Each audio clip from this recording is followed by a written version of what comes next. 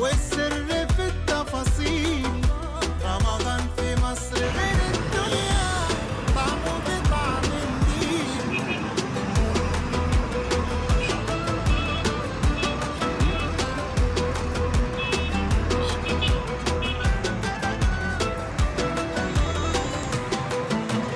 في كل وش تلاقي ضحكة والناس ايه بسيطة. الاخبار؟